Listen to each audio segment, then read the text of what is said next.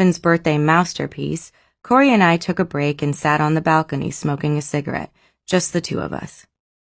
The conversation turned to why we'd never made out, maybe because he was fresh off of seeing me gyrate in my panties.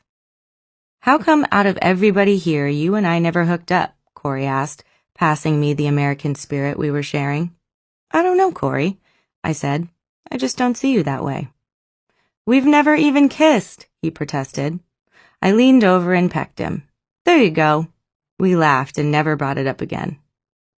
Minus that one incident of kissing, Cory and I had a very brotherly, sisterly relationship, which was rare in a cast that had the sex drive of bunnies and the bed-hopping skills of a polygamous cult.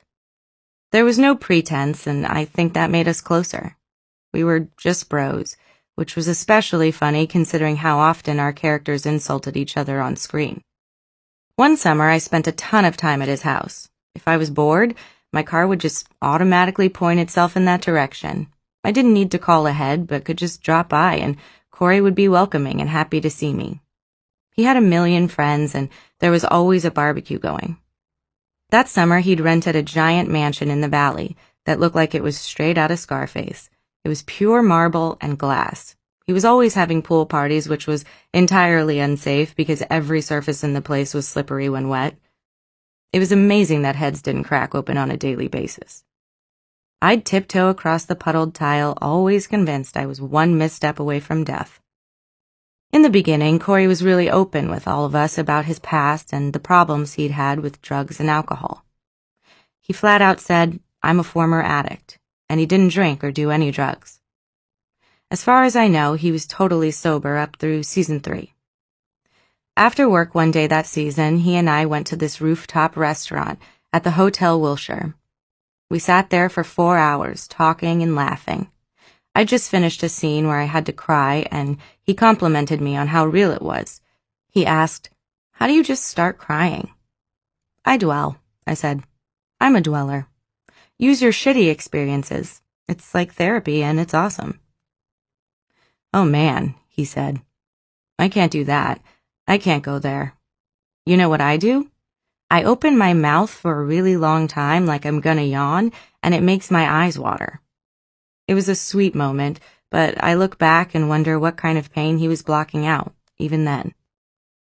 When we were shooting the last episode before going on tour, a bunch of us went out to dinner and decided to celebrate with cocktails, because we knew we were going to be working until the wee hours, and there would be no time to do it later. It was also Cory's birthday, and when he decided to order a cocktail, it was the first time we had ever seen him drink. He noticed that we noticed. He explained that he wanted to be able to drink in moderation, that he could do it and be just like everybody else. He seemed calm and confident about it, so we all just accepted it. To be honest, I don't think many of us really understood how addiction worked, nor did we fully realize the extent of his former addiction. I always thought of Cory as a recovering alcoholic, and completely forgot that he had also had a heroin problem. I guess he hid it well. I thought of heroin as a problem that was relegated to strung-out junkies who live on the street, not my sweet, smart, talented friend who had plenty of money. He always knew his lines and choreography and was wide awake. Heroin was the opposite of awake.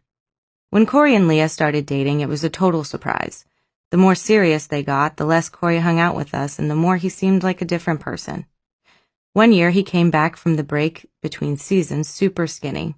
He said he'd been spending a lot of time at the gym and was trying to be responsible, not spending money all the time and buying crazy cars like he used to. My personal feelings for Leah aside, I knew that she wasn't a partier, so I felt like maybe their relationship could actually be good for him. I was happy for Cory to have a stable influence in his life, wherever it was that he found it. A few months later, I was in London because my then-boyfriend Sean was performing at the Wireless Festival. It was after midnight and we were asleep in the hotel when my phone started ringing. Finally, I picked it up, and it was Telly, sobbing uncontrollably. "Naya, Cory died." I was shocked and made him repeat it several times before it sunk in. Telly was inconsolable, but also, as anyone who's ever lost someone to drugs can identify with, angry. He died of a heroin overdose. Those fucking drugs. I knew it. Those fucking drugs. This also became a defining moment in my relationship with Sean. I started to realize that I was dating an incredibly selfish person. I shook Sean awake and told him that Cory had just died. He just said, "Oh man, babe, I'm really sorry about that," and rolled over and went back to sleep.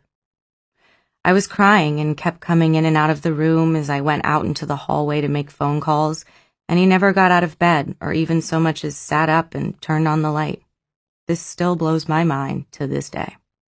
Kevin just happened to be in London as well, and the news reached him at the same time. I got him on the phone and just sat in my pajamas on the hotel's hallway floor, with him doing the same across town. We didn't say much and just mainly listened to each other cry. Finally, we had to decide what to do.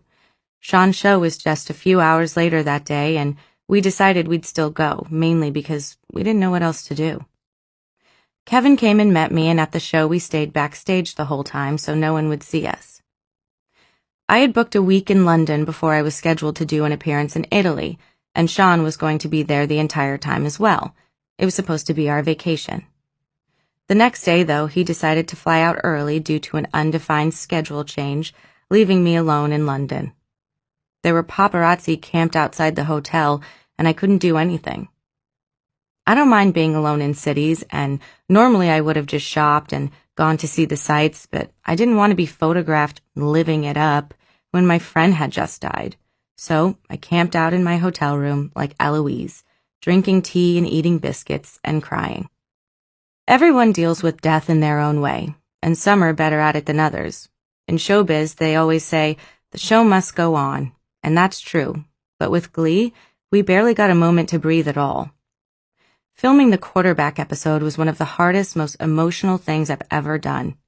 I understand that the episode was created from a place that meant well. It was supposed to be our way of paying tribute to and mourning Cory on screen, but most of us hadn't gotten a chance to go through that process yet off screen. Everything just happened so fast. After one take, several of us were bawling and trying to pull ourselves together when someone popped their head in the room and said, "At least you guys are acting, right? It's not like this is real life. Great job."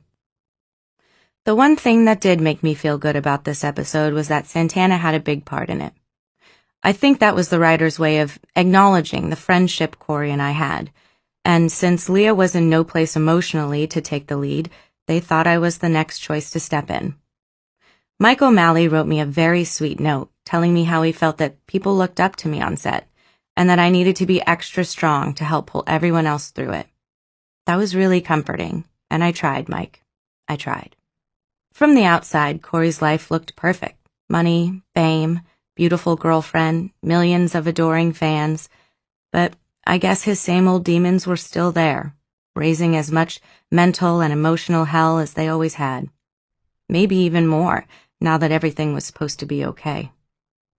I think this is a common misconception about fame or any kind of marker of success in life, be it landing your dream job, getting married, or having a kid. People think that you achieve these goals, you check off certain boxes, and all of a sudden, life's perfect and you don't have any problems. Well, that's not true. You're still going to wake up every morning and your problems will still be there unless you figure out a way to make them go away. And more often than not, new ones will show up in their place. I still think that Cory had so much to live for, and for me, that's the worst part about his death, that it was so unnecessary. I miss everything about him. I just miss his life, and I wish that he was here, experiencing in his own life the kind of things that I'm experiencing now in mine. A calm after the storm, if you will. Everything about his death seems unnecessary. I doubt I'm alone in feeling a lot of regret about his death. Since he died, a lot of us have spent time wondering and talking about what would have happened if someone had stepped in or confronted him about what was going on. Or what if he'd been trying to talk to someone about what was going on and just thought no one cared? Like, maybe that one time when it was just the two of us walking out to our cars, maybe if I would have just walked a little bit slower and hadn't been in such a hurry to get home, maybe he would have seen it as an opportunity to bring something up. You can drive yourself crazy thinking like that, because no number of ifs will ever make anything different. Yes, we were a close-knit cast that loved a good session of real talk, but we were also all busy, stressed, and wrapped up in our own lives. Hindsight is 20/20. Cory's gone, and I miss him, and that is what it is. The only consolation is that I have always trusted that God has a plan for me, and he must have had one for Cory too, even if I don't understand it. Gleeful and